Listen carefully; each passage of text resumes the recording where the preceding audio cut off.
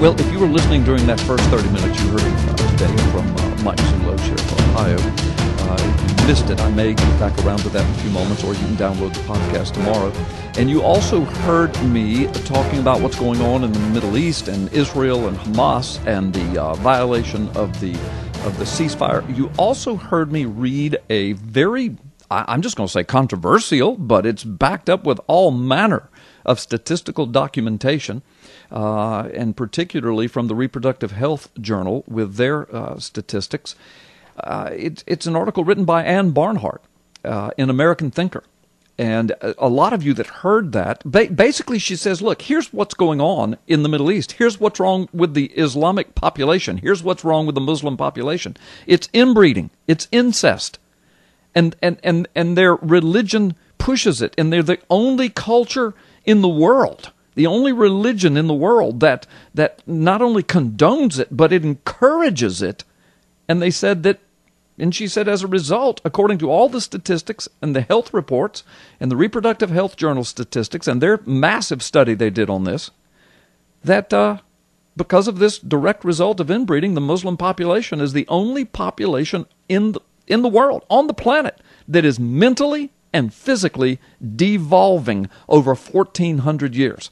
And that's why they exhibit sociopathic behavior. All of them. All the time. That's what Ann Barnhart says, an American thinker. Oh. And so, this wonderful culture of incest and inbreeding, just a few days ago, Obama issued a statement from the White House on the occasion of Eid al-Fitr, which is the final days of Ramadan, issued by Barack Hussein Obama. You can go to whitehouse.gov and read this. Here's what he says. As Muslims throughout the United States and around the world celebrate Eid al-Fitr, Michelle and I extend our warmest wishes to them and their families. Allahu Akbar. No, Allahu Akbar is not in there. But that is a part of the celebration of that particular day of feasting at the last of Ramadan, is that Allahu Akbar is continually chanted over and over again. You know, the chant that's made right before the terrorists kill Americans. And so Obama says, while Eid marks the completion of Ramadan, listen to this, folks, it also celebrates the common values that unite us in our humanity and the obligation of people of all faiths that we have to one another. What? What? Islam does not celebrate the common values that unite us, nor do they celebrate obligations that people of all faiths have to each other. This is gobbledygook, but listen to what else he says. Third paragraph in his declaration from the White House. In the United States, Eid also reminds us of the many achievements and contributions of Muslim Americans to building, quote, the very fabric of our nation and strengthening the core of our democracy. What? I challenge anyone to call this show and to tell me with facts, back it up with facts, how Islam has contributed to the core of our democracy and to the founding of the United States of America and to the very fabric of our nation. I issue that challenge. Of course, no one will be able to take me up on it because it is a lie. I think Mike Shoesmith is with us. Mike, are you with us, man? Do you have a good connection? Carl, you know that I'm a Muslim, right? You're aware of that, right? Well, yeah, I suppose I did know that. I hesitated to speak about it. I take that back. No, we need to start over again. Carl, you know that I'm a Christian, right? Yes, that's right. Well, you messed up and said Muslim, but you meant to say Christian, and I do that all the time myself. Yeah. Well, listen, now we're just having a little fun there, but that is exactly what Barack Obama did with George Stephanopoulos. Perhaps you remember this. Oh, I remember. 2009. Yeah. No, I remember. Let me ask you something. In what context could you ever imagine yourself saying by accident that you are a Muslim. No. In what context could that ever happen? There's zero context, but I remember the interview. He's sitting there talking, and just out of the clear blue, he says, well, yes, he's never attacked, he was talking about someone else, and he says, he's never attacked my Muslim faith. And he kept on. And then Stephanopoulos interrupted him and said, you mean your Christian faith, don't you? He said, oh, yeah, my Christian faith. I mean, what context would I ever say that about my faith? Never.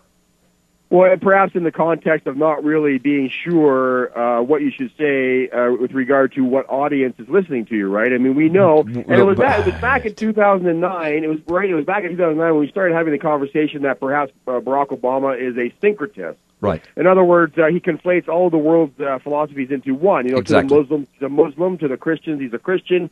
We know that he was endorsed by the American Buddhist Association, and we also know, by the way, that when he went to India for the first time, he bowed to the Indian Parliament, and he credited the Mahatma, he credited Gandhi, a Hindu, with his presidency. He said, if it wasn't for Gandhi, I would not be president. Right. So he's a Hindu to the Hindus, he's a Buddhist to the Buddhists, a Christian to the Christian, a Muslim to the Muslims, and even his the people close ties to him in the White House have come out publicly and stated that Barack Obama is in fact an atheist. Well, don't you remember when he was talking with the Pope? He basically said, listen, I'm behind you. I believe everything you believe. But don't forget, Mike, we've also reported, and you at ppsimmons, you guys have reported heavily, all of your writers and investigators, that Obama was or his family in the Subud cult in Indonesia, which Subud is nothing but syncretism. In other words, they're new age. It's just whatever you want to be, you can be, and that's who Obama is. Thank you. That is his. That's his lineage. That goes back to the cult of Subu, which is, in fact, you're right. It is syncretism with a name. The Subu cult is a syncretist religion. But I want to take you up on your offer. You asked if there was anybody out there who could give an example of how Islam has contributed to the very fabric of the United States of America. Yes. I would like to take you up on that offer. Okay, please do. In a positive way. Explain to us how Islam has done I don't this. know. It's okay. No, I didn't hear you say that it had to be a positive way. Okay. All right. Okay. Because here's an interesting piece of history for you in the audience there. In 1776, two guys, John Adams and Thomas Jefferson, those names might ring a bell to the audience, met with Arab diplomats from Tunisia who were conducting terror raids and piracy against American ships. They were also called the Barbary Pirates. Yep. Writing to John Jay, Thomas Jefferson described what he saw as the main issue and the reason why they were attacking Americans who had done them no harm. The following quote is from Thomas Jefferson. This will shock you. This is now Jefferson speaking, we took the liberty to make some inquiries concerning the grounds of their pretensions to make war upon a nation, that was the United States of America, who had done them no harm, no injury, and observed that we considered all mankind as our friends, who had done us no wrong, nor had given us any provocation. The ambassador from Tunisia answered us that it was founded on the laws of their prophet, that it was written in their Koran that all nations who should not have acknowledged their authority were sinners, that it was their right and duty to make war upon them wherever they could be found and to make slaves of all they could take as prisoners, and that every Muslim, that's what they called Muslims, that's what they referred to as Muslims back then, right. Every Muslim who should be slain in battle was sure to go to paradise.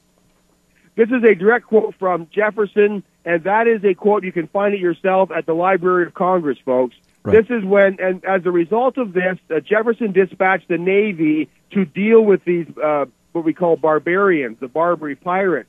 Jefferson dispatched the Navy to take care of this problem, and the problem was resolved. And this is a problem that goes way back. This is what was woven into the fabric of the United States of America. This was America's introduction in 1776 to Islam. Well, this was their introduction to Islam, and this is the way it's been. I mean, look at what we see happening in the Middle East today. We see abductions. We see wars in the name of Allah to subjugate the people. What's going on with the Christians in Iraq today? They're being forced to either pay the dhimmi tax, which is a tax against all non-believers, or get out or die. This is an ongoing issue that is woven throughout the fabric of Islam, and the Quran itself dictates. Surah 5:9 says, slay the infidel wherever you find them. This is a tenet woven throughout the structure of the religion. Right. Well, not only that, you're absolutely right. You've nailed all of that, Mike. And as I get back to this statement, so he congratulates Muslims. Obama congratulates Muslims on the occasion of Eid al-Fitr, which is the very, very last of Ramadan, for building, not helping to build, Muslim Americans, for building the very fabric of the United States of America, and strengthening the core of our democracy. And then the next sentence, Mike, listen to this. I've got a question for you.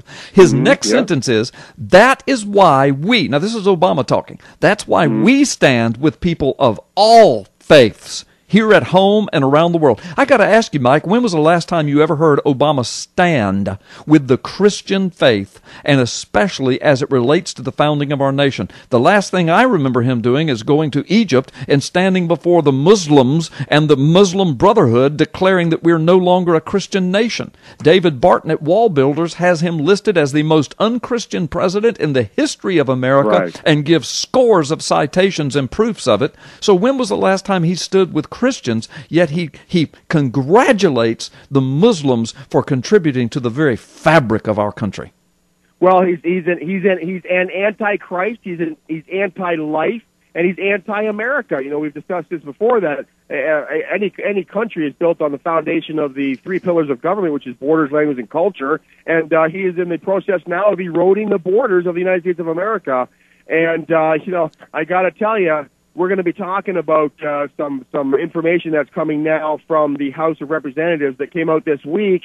There is a move to do something about this, and I'm very excited about it.